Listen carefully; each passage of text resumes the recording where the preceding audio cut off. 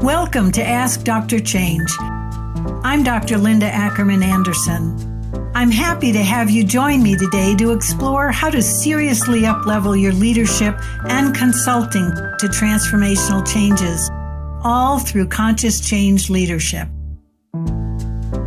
This podcast is about succeeding at transformational change through a conscious change leadership lens. I think it's important to understand what we mean by transformational change. So today I'd like to share two foundational models with you, one of which is defining transformational change. The other is a background model that helps to understand the unique features of different types of change. Now, why do we focus on types of change? Because every different type of change requires a different approach, different leadership, and different consulting strategies. So where most change models don't differentiate type of change, it's one size fits all, that's not so for us. Transformational change truly requires some unique approaches and differences in how we lead. So the first foundational model I'd like to share with you today, we call it critical focus areas of leading change. We use the graphic of a three-legged stool, which demonstrates that all three legs are needed for you to have a successful stool standing and a successful change effort. All three legs need largely equal attention. So the first leg of the stool is we call content. This is about the solution that your leaders are hungrily after. It's the what you are changing. It may be the organizational focus, the systems, structure, strategy, business process, technology, product, service. It may include culture or skills. It's what you're actually attempting to alter. It's your scope inside of the change that you are making. Most leaders are most comfortable with the content leg of the stool. They want the right answer. They want the right solution. Now, that's logical and it makes complete sense. However, the team and us as leaders and consultants also need to attend to the other two legs. The second leg of the stool is the people leg of the stool. This is where change management comes in. This is who is changing and what they're going through. The people leg of the stool is about handling the human dynamics of people. It's their mindsets. Are they aligned? Are they willing? Do they think this is necessary? It's their level of motivation and how we increase it. It's their degree of commitment, how we increase that. It's handling their emotional reactions, of which we get a lot of. The whole resistance piece is inside the people leg of the stool. When we need new behavior, it's how we go about altering that and training for that. It's how we engage our stakeholders and how often we engage them and in what ways. It's about relationships, which are critical factors when people are undergoing change. And as well as the politics. How do we deal with the political dynamics that are occurring during change? It's very much the cultural dynamics. What's working for us, what's working against us in the invisible world of the culture of the organization. And it's all about the need to develop leaders so that they can be successful at change. All of that is the people leg of the stool. Now, the third leg is the process leg. This is how. How are we actually going to go from where we are today to where we need to be successful in our change effort? It's your roadmap, it's your plan, it's the way in which we organize, design, and implement. It's from A to Z, from the very beginning, the first insight of change, all the way through sustained business benefits. How do we map out all of that work? That's the process. It also includes how we govern. Who's in charge? How do we organize people so that they can make decisions to further the change along? It's our integration strategies, since so many large-scale changes have many pieces. How do we integrate across those pieces to ensure we're making the best use of resources and time? It's also engagement. and communications, how we're interacting with people as we go through the process, and most importantly, how we course correct, because our plan is never perfect. It never goes the way we intend it. So how do we legitimize course correction, which is particularly important in transformational change, as you will see. So the three-legged stool: content, people, and process.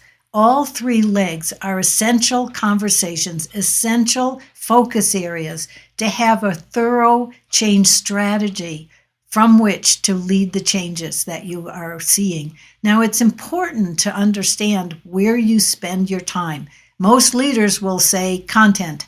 70-80% of their attention is on content.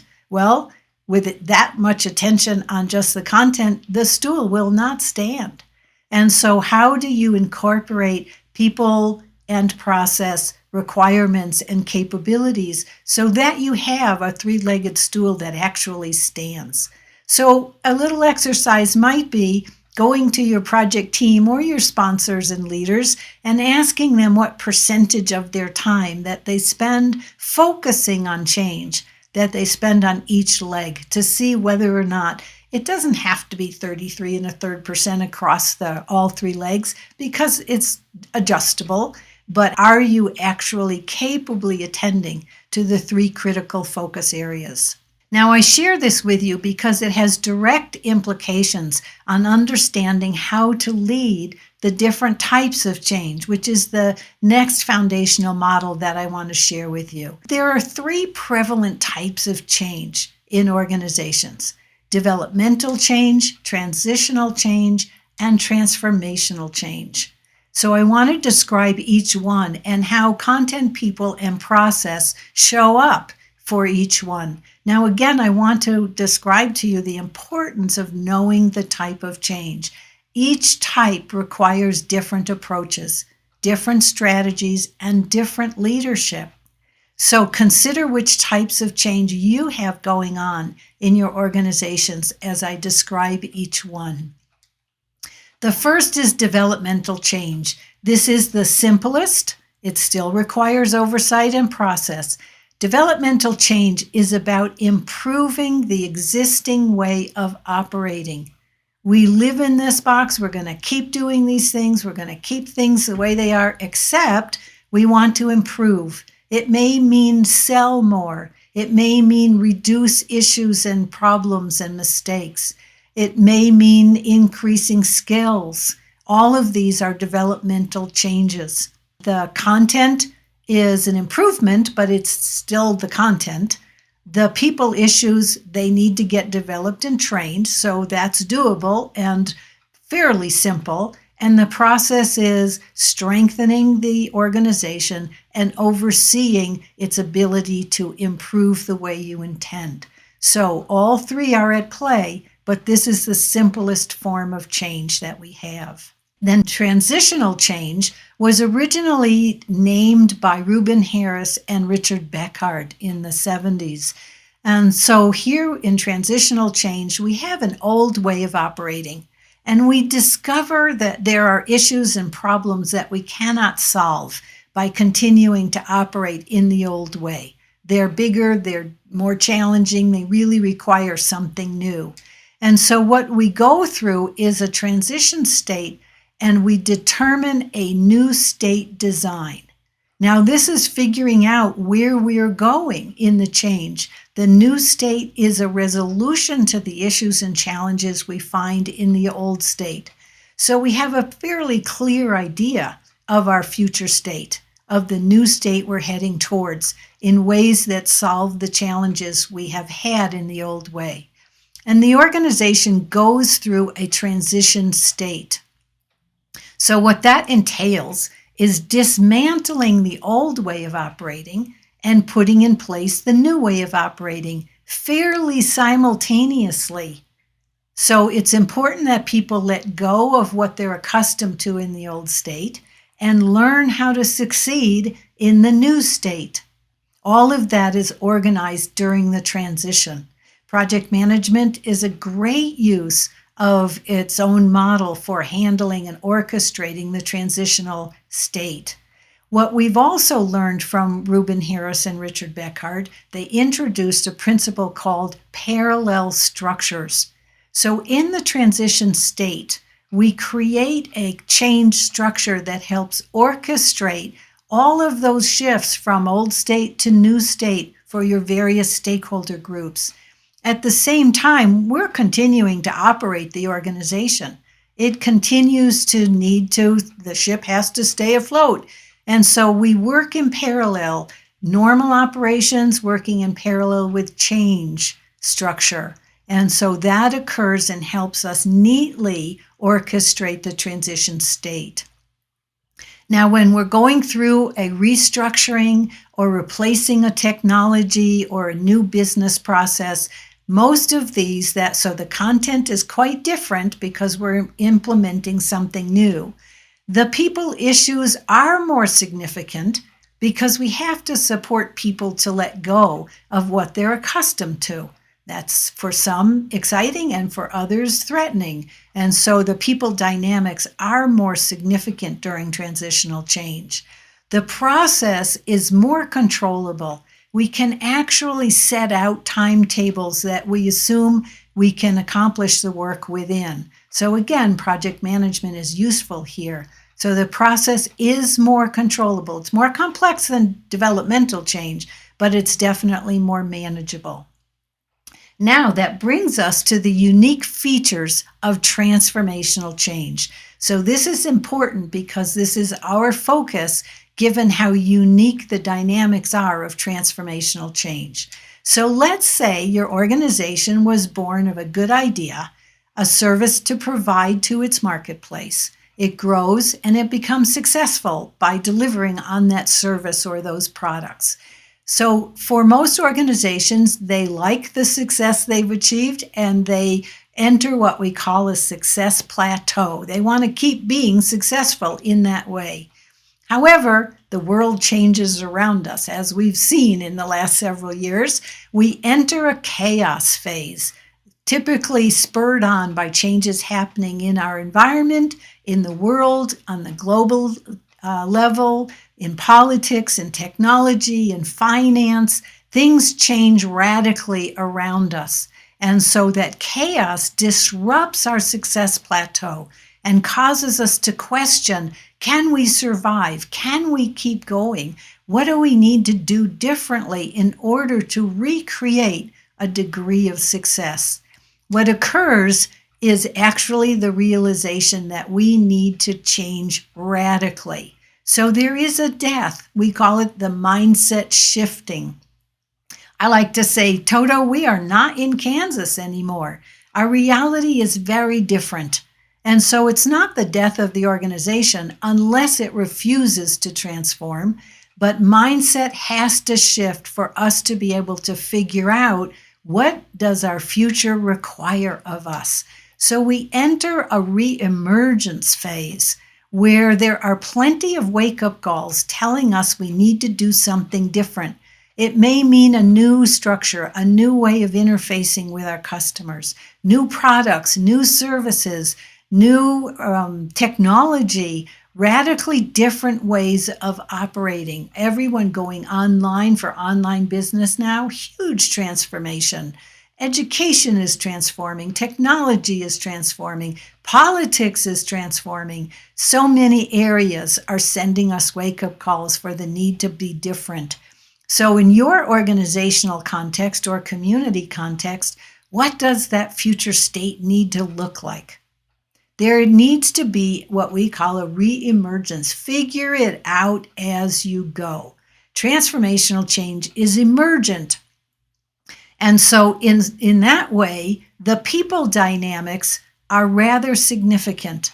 People don't like to be in the unknown. They're not comfortable, especially when they've been successful in their history. And so the people dynamics of figuring out as we go are hugely increased during transformational change. The content obviously is radically different because we're figuring out a whole new reality for us to create and be able to sustain our existence in the future.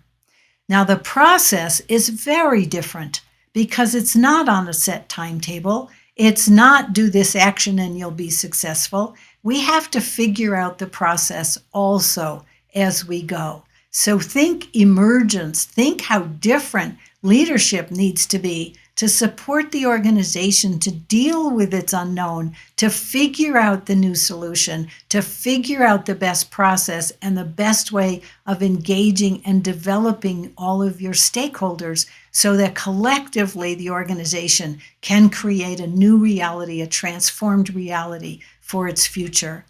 Let me describe the transformational journey and help explain why it's so different from standard project management. So let's say we have a current reality and we have a vision of what we'd like to achieve or accomplish. Then in the standard approach, we would create a transition plan, a straight line to get us from current reality to the vision. However, as I've already said, transformational change has nothing straight about it. It's very messy, it's very emergent, it's very dynamic.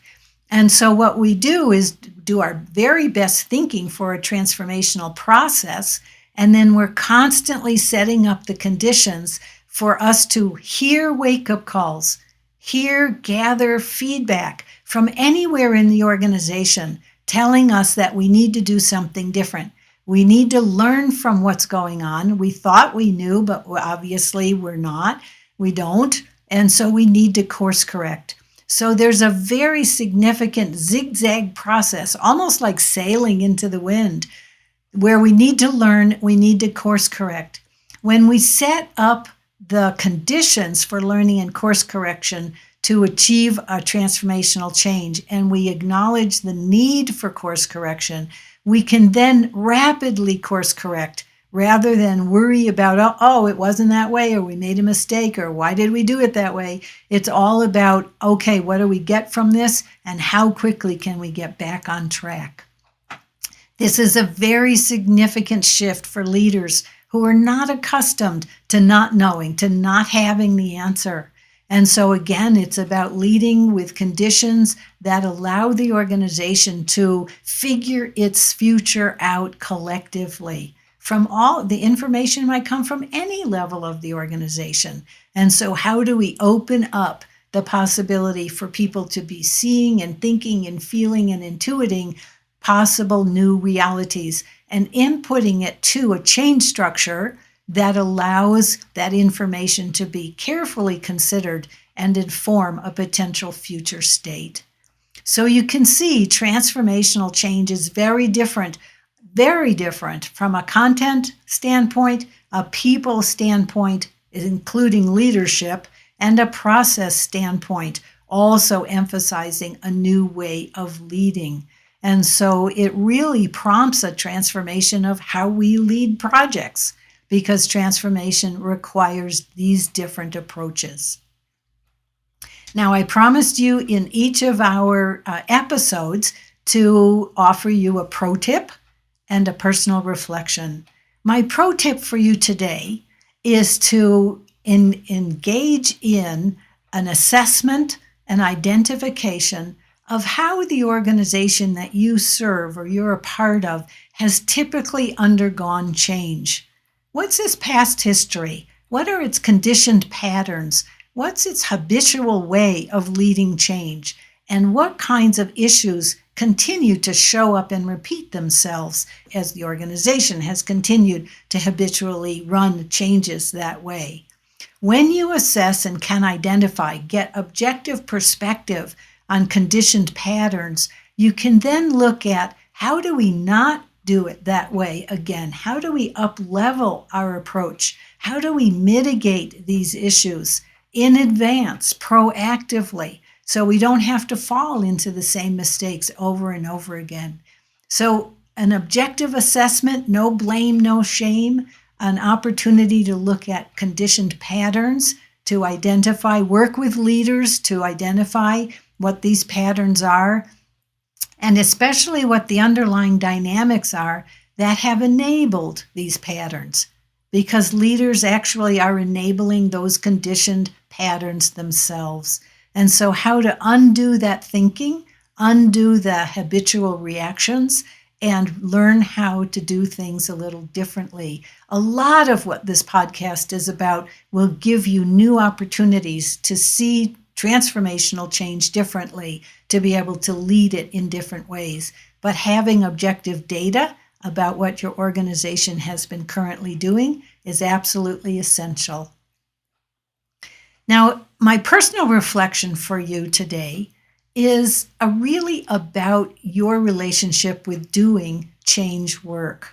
So why have you chosen this path? I ask you to think about these questions.